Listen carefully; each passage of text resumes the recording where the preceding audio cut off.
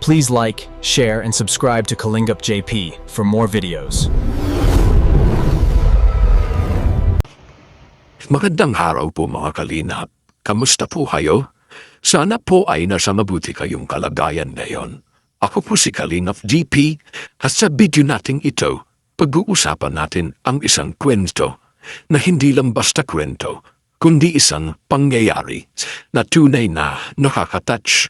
Isang pangyayari na kapag pinanood mo, mapapangiti ka muna at bago mo mamalayan, may kurot na sa puso mo.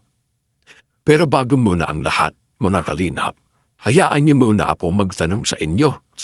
How was your first month of the year? Naging maayos ba? Naging masaya ba? Naging tahimik ba ang isip niyo? At higit sa lahat, nailayo ba kayo?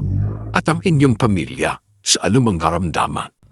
Dahil kung oo ang sagot niyo, diyan mga kalingap, isang malaking pasasalamat po iyon sa Diyos na nagdalang sa atin. Minsan kasi sobrang dami ng problema sa mundo. Nakakalimutan nating magpasalamat sa simpleng bagay, sa paggising araw-araw, sa pagkakaroon ng pamilya, at pagkakataong makangiti kahit sandali lang. Mga kalingap, sobrang nakakataba ng puso ang napanood ko kamakailan. Isang simpleng upload lang, pero punong-puno ng emosyon. Ang upload ni Kalingap Mikoy kasama ang kanyang pamilya. Isang family bonding na ramdam na ramdam mo kahit nasa habilang screen ka lang. Alam yung pakiramdam na habang manonood ka, bigla kang mapapanitik, tapos bigla kang mapapaisip ng sarili mong pamilya. Ako mismo, naranasan ko rin yung mga ganong pakiramdam dahil isa rin ako sa mga tagahanga ng Mikris. Hindi ko napigilan ang sarili kong humanga at mapangiti habang pinapanood sila. Yung simpleng tawanan, simpleng hulitan, simpleng samahan, pero ramdam mo na totoo. Lalo na yung New Year, kitang-kita kong gaano pahalaga sa kanila ang bawat sandali ng magkasama. Mga kalingap, minsan hindi natin namamalayan ang tunay palang yaman ng tao ay hindi nasusukat sa dami ng pera, views o achievement.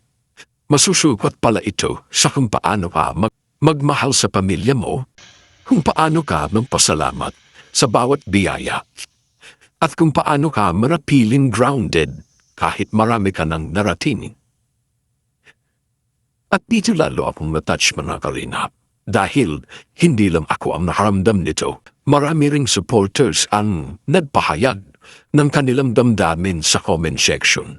May isang supporters na nagsabi ng ganito, at habang binabasa ko ito, ramdam ko ang sincerity.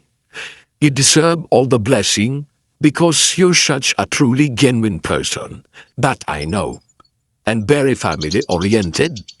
All the support that you have right now, you deserve it. And God given it to you. Mga kalingap, ang sarap basahin ng ganitong mensahe. Hindi dahil papuri lang ito, kundi dahil galing ito sa taong nakakita ng totoong pagkatao. Hindi lang sa harap ng kamera, kundi sa likod nito. May isa pa akong nabasang comment na talagang tumama sa puso ko. Ganito ang sinabi niya mga kalingap. Pinaiyak mo ako, Mikoy, sa message mo. Wishing you more success and happiness in 2026. Sobrang grateful mo at napakabait kaya madami ang nagmamahal sa iyo. You deserve all the blessing that you have. Habang binabasa ko yan mga kalingap, napaisip ako, kailan ba huling may isang content na umabot sa punto na napaiyak ka, hindi dahil sa drama, kundi dahil sa gratitude, dahil sa pasalamat, dahil sa pagiging totoo. At syempre, hindi mo wala ang mga comment na may halong kilig at saya. May isang solid supporters na nagsabi na napakaswerte raw na mapapangasawa ni Kalingap Mikoy. Bukod daw sa pogi, marunong pa raw magluto at talagang minensyon pa ang pangalan niya. Krista Jane Villanueva, sabay-sabi ng wag mo nang pakawalan ang honey mo. Mga kalingap, minsan akala natin biro lang ang ganitong comment, pero kung tutusin, nagpapakita ito ng kung gaano halaki ang tiwala at paghana ng mga tao. Hindi lang sa panlabas na anyo, kundi sa ugali, sa values, at sa kung paano mo dalhin ang sarili mo sa harap ng maraming tao. At dito natin makikita mga kalingap na ang pagiging totoo, ang pagiging napagpasalamat, at ang pagiging family-oriented ay hindi kailanman naluluma. Sa mundo na puno ng inggit, ingay at negativity, ang ganitong klase ng content ang nagbibigay pahinga sa puso natin. Patuloy po nating suportahan ang masubang family sina Kuya Bal, Kalingap Prab, at ang buong Team Kalingap na araw-araw na nagbibigay saya, inspirasyon at tulong sa ating mga kababayan. Hindi madali ang magbigay, lalo na kung paulit-ulit, pero pinipili pa rin nilang magbahagi. Mga Kalingap, hayaan niyo akong magtanong ulit bago tayo magtapos. When was the last time you told your family thank you? When was the last time you said, mahal kita ng walang dahilan? At kung darating ang araw na babalikan mo ang mga alaala ng buhay mo, ano ang mas gugustuhin mong maalala? Ang pagod o ang pagmamahal?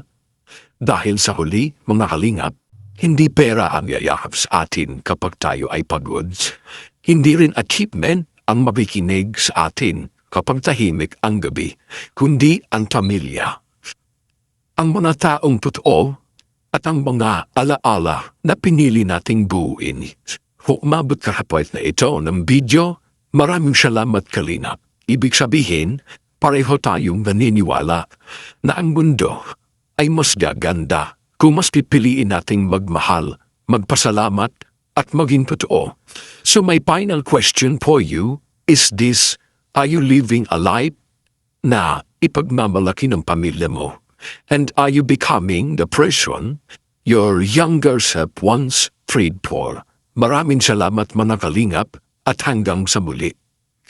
Maraming salamat sa lahat na tumapos po ng video to, nakisama at nakisaya po sa aming New Year's Eve. Maraming salamat. Itong 2025 din, grabing pagod, ang daming ginawa, madalian, buti nga nakaraos din, and ang dami natin napasaya. And lahat kami masaya, pati si Mama Ellen na nakikipagkulitan sa games. Ayun, masasabi ko, worth it yung pagod. And syempre, para naman dito sa taong to, this 2026, ang dami kong pangako sa sarili ko na gagawin ko. And para sa 2025, maraming salamat kasi isa ka sa pinaka-best year na nangyari sa akin. Ang dami kong mga naging kaibigan, ang daming mga nagmahal sa amin, syempre.